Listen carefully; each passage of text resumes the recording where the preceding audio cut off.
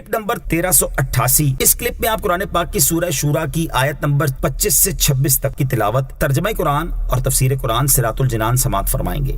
بسم اللہ الرحمن الرحیم۔ ترجمہ، اللہ کے نام سے شروع جو نہایت مہربان رحمت والا ہے۔ وَهُوَ الَّذِي يَقْبَلُ التَّوْبَةَ عَنْ عِبَادِهِ وَيَعْفُو عَنِ السَّيِّئَاتِ وَيَعْلَمُ مَا تَفْعَلُونَ۔ ترجمہ، اور وہی ہے جو اپنے بندوں سے توبہ قبول فرماتا ہے اور گناہوں سے درگزر فرماتا ہے اور جانتا ہے جو کچھ تم کرتے ہو۔ وَهُوَ الَّذِي يَقْبَلُ التَّوْبَةَ عَنْ عِبَادِهِ، اور وہی ہے جو اپنے بندوں سے توبہ قبول فرماتا ہے۔ اس آیت میں فرمایا گیا کہ جو لوگ اپنے کفر اور بدعمالیوں سے توبہ کر لیں گے تو اللہ تعالیٰ ان کی توبہ قبول فرما لے گا، کیونکہ اس کی شان یہ ہے کہ وہ ہر گناہ گار کی توبہ قبول فرماتا ہے، اگرچہ اس کا گناہ کتنا ہی بڑا ہو، اور اس کی توبہ کی برکت سے اس کے گناہوں سے درگزر فرماتا اور اسے معاف فرما دیتا ہے۔ اور اے لوگو، جو کچھ تم کرتے ہو اسے اللہ تعالیٰ جانتا ہے، تو وہ تمہارے نیک اعمال پر تمہیں ثواب اور برے اعمال پر سزا دے گا۔ توبہ کرنے کی ترغیب۔ یاد رہے کہ یہ اللہ تعالیٰ کی بہت بڑی رحمت اور فضل ہے کہ وہ اپنے بندوں کی توبہ قبول فرماتا اور ان کے گناہوں سے درگزر فرماتا ہے۔ اور اس آیت میں توبہ کی قبولیت کا مژدہ سنا کر گناہ کرنے والوں کو اپنے گناہوں سے توبہ کرنے کی ترغیب دی گئی ہے۔ اسی طرح ایک اور مقام پر ارشاد فرمایا، أَلَمْ يَعْلَمُوا أَنَّ اللَّهَ هُوَ يَقْبَلُ التَّوْبَةَ عَنْ عِبَادِهِ وَيَأْخُذُ الصَّدَقَاتِ وَأَنَّ اللَّهَ هُوَ التَّوَّابُ الرَّحِيمُ۔ ترجمہ، کیا انہیں معلوم نہیں کہ اللہ ہی اپنے بندوں کی توبہ قبول فرماتا ہے اور خود صدقات اپنے دستے قدرت میں لیتا ہے، اور یہ کہ اللہ ہی توبہ قبول کرنے والا اور مہربان ہے۔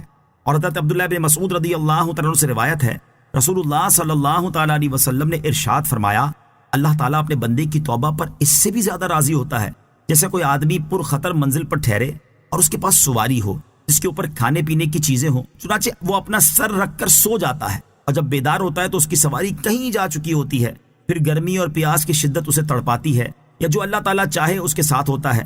پھر اس نے کہا، میں اپنی جگہ کی طرف لوٹ جاتا ہوں، چنانچہ وہ لوٹ آتا اور پھر سو جاتا ہے۔ جب بیدار ہو کر سر اٹھاتا ہے تو اس کی سواری پاس ہوتی ہے تو وہ اس پر خوش ہوتا ہے۔ اور مسلمانوں کو سچی توبہ کرنے کا حکم دیتے ہوئے اللہ تعالیٰ ارشاد فرماتا ہے، یا ایھا الذین آمنوا توبوا الی اللہ توبۃ نصوحا عسى ربكم ان يكفر عنكم سيئاتكم ويدخلكم جنات تجری من تحتها الانہار۔ ترجمہ، اے ایمان والو، اللہ کی طرف ایسی توبہ کرو جس کے بعد گناہ کی طرف لوٹنا نہ ہو۔ قریب ہے کہ تمہارا رب تمہاری برائیاں تم سے مٹا دے اور تمہیں ان باغوں میں لے جائے جن کے نیچے نہریں رواں ہیں۔ لہذا ہر مسلمان کو چاہیے کہ اگر اس سے کوئی گناہ ہو جائے تو وہ اللہ تعالیٰ کی بارگاہ میں سچی توبہ کرے۔ علماء فرماتے ہیں کہ ہر ایک گناہ سے توبہ واجب ہے، اور توبہ کی حقیقت یہ ہے کہ آدمی بدی اور معصیت سے باز آ جائے، اور جو گناہ اس سے صادر ہوا اس پر نادم ہو، اور ہمیشہ گناہ سے بچے رہنے کا پختہ ارادہ کرے۔ اور اگر گناہ میں کسی بندے کی حق تلفی بھی تھی تو اس حق سے شرعی طریقے سے بری الذمہ ہو جائے۔ اعلیٰ حضرت امام احمد رضا خان رحمۃ اللہ تعالی فرماتے ہیں، سچی توبہ اللہ عز و جل نے وہ نفیس شے بنائی ہے کہ ہر گناہ کے ازالے کو کافی و وافی ہے۔ کوئی گناہ ایسا نہیں کہ سچی توبہ کے بعد باقی رہے، یہاں تک کہ شرک و کفر بھی باقی نہیں رہتے۔ سچی توبہ کے یہ معنی ہے کہ گناہ پر اس لیے کہ وہ اس کے رب عز و جل کی نافرمانی تھی، نادم و پریشان ہو کر فوراً چھوڑ دے، اور آئندہ کبھی اس گناہ کے پاس نہ جانے کا سچے دل سے پورا عزم کرے۔ جو چارہ کار اس کی تلافی کا اپنے ہاتھ میں ہو بجا لائے، مثلا نماز، روزے کے ترک، یا غصب، سرقہ یعنی چوری، رشوت، ربا یعنی سود سے توبہ کی، تو صرف آئندہ کے لیے ان جرائم کو چھوڑ دینا ہی کافی نہیں، بلکہ اس کے ساتھ یہ بھی ضرور ہے کہ جو نماز روزے ناغا کیے ان کی قضا کرے، جو مال جس سے چھینا، چرایا، رشوت، سود میں لیا انہیں اور وہ نہ رہے ہوں تو ان کے وارثوں کو واپس کر دے یا معاف کرائے، پتہ نہ چلے تو اتنا مال تصدق کر دے، اور دل میں نیت رکھے کہ وہ لوگ جب ملے اگر تصدق پر راضی نہ ہوئے اپنے پاس سے انہیں پھیر دوں گا۔ سود میں لیے گئے مال کے بارے میں بھی یہ اجازت ہوتی ہے کہ جس سے لیا ہے اسے دینے کی بجائے ابتدا میں ہی صدقہ کر دے، یعنی سود دینے والے کو لوٹانا ہی ضروری نہیں ہوتا۔ وَيَعْلَمُ مَا تَفْعَلُونَ، اور جانتا ہے جو کچھ تم کرتے ہو۔ اگر ہم عمل کرتے وقت یہ سوچ لیا کریں کہ اللہ تعالیٰ ہمارے ظاہری اور پوشیدہ ہر عمل کو جانتا ہے اور وہ ہمارے تمام کاموں کو دیکھ رہا ہے، تو امید ہے کہ کبھی گناہ کرنے کی ہمت نہ کریں۔ وَيَسْتَجِيبُ الَّذِينَ آمَنُوا وَعَمِلُوا الصَّالِحَاتِ وَيَزِيدُهُم مِّن فَضْلِهِ وَالْكَافِرُونَ لَهُمْ عَذَابٌ شَدِيدٌ۔ ترجمہ: اور ایمان والوں اور اچھے اعمال کرنے والوں کی دعا قبول فرماتا ہے اور انہیں اپنے فضل سے زیادہ عطا فرماتا ہے، اور کافروں کے لیے سخت عذاب ہے۔